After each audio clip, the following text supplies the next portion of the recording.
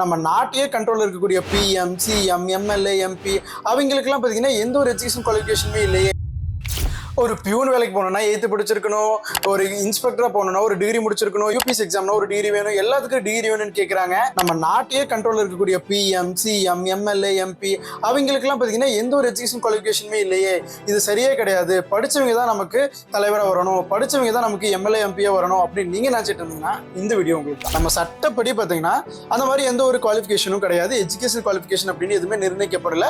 இப்போ எம்எல்ஏ அப்படின்னா 25 வயசு நிறைவடைஞ்சிருக்கு, நீங்க ஒரு இந்திய குடிமகனா இருந்தீங்க அப்படின்னா போதும். அதே நீங்க எம்பி அப்படின்னா 30 வயசு ஆயிருக்கணும், ஒரு இந்திய குடிமகனா இருக்கணும், அவ்வளவுதானே தவிர இதுல இப்ப பொதுவான விவாதம் என்னவா இருக்கு அப்படின்னா, நம்ம சின்ன சின்ன ஒரு ஜாப்பு கூட டிகிரி வேணும், அது வேணும், இது வேணும் கேட்கறாங்க. பட் இவ்வளவு பெரிய ஒரு போஸ்ட்டுக்கு ஏன் வந்து எஜுகேஷன் குவாலிஃபிகேஷன் இல்லை அப்படின்னு கேட்குறீங்க. எம்எல்ஏவா இருக்கட்டும், எம்பியா இருக்கட்டும், சிஎம்ஆ இருக்கட்டும், பிஎம்ஆ இருக்கட்டும், எல்லாமே ஒரு சோசியல் சர்வீஸ், சமூக சேவைக்காக வரக்கூடியவங்க தான் அந்த ஒரு பதவிக்கு போறாங்க. அப்படி இருக்கப்போ அவங்களுக்கு அந்த சேவை பண்ணணும் அப்படிங்கிற ஒரு மனப்பான்மை இருந்தா போதுமே தவிர அவங்களுக்கு எஜுகேஷன் குவாலிஃபிகேஷன் அப்படிங்கிறது மேண்டேட்டரி கிடையாது. அதனாலதான் அரசியல் சாசனத்திலேயே பாத்தீங்கன்னா வெறும் வயதை மட்டும்தான் ஒரு அடிப்படை தகுதியை வச்சிருக்காங்களே தவிர எந்த ஒரு கல்வி தகுதியை வந்து அவங்க அடிப்படை தகுதியை வைக்கல.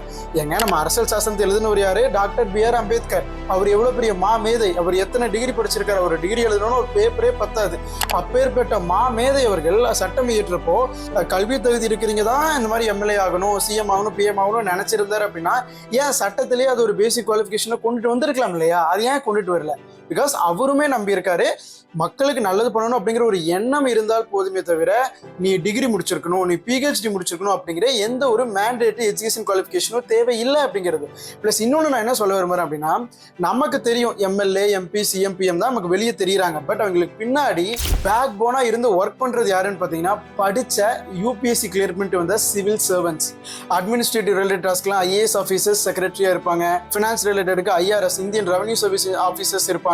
ஒரு டீம் ஆஃப் சிவில் சர்வன்ட்ஸ் படிச்சு யூபிஎஸ்சி எக்ஸாம் கிளியர் பண்ணிட்டு வந்த தகுதி வாய்ந்த ஆஃபீஸர்ஸ் பார்த்தீங்கன்னா ஒர்க் பண்றாங்க. அவங்க தான் நமக்கு ஒரு பாலிசி ஃப்ரேம் பண்றதா இருக்கட்டும், ரூல்ஸ் அண்ட் ரெகுலேஷன்ஸ் ஃப்ரேம் பண்றதா இருக்கட்டும், எல்லாருமே அவங்க தான். ஸோ நம்ம வெளியே இருக்கக்கூடிய அந்த ஒரு பெரும் பிம்பத்தை மட்டும் பார்த்துக்கிட்டு படிச்சவங்க மட்டும்தான் எம்எல்ஏ ஆகணும், படிச்சவங்க மட்டும் தான் சிஎம் ஆகணும் அப்படிங்கிறது சரி கிடையாது. ஸோ சர்வீஸ் பண்ணணும் அப்படிங்கிற ஒரு மைண்ட் செட் இருந்தால் போதும். டிகிரி முடிச்சிருக்கணும், நான் டாக்டரேட் வாங்கிக்கணும் அப்படிங்கிற அவசியம் இல்லை அப்படின்னு நான் நினைக்கிறேன். நீங்க என்ன நினைக்கிறீங்க அப்படிங்கிறது கமெண்ட்ல சொல்லுங்க. இது நம்ம ஜிகே பைட்ஸ், நான் உங்க ஜிகே.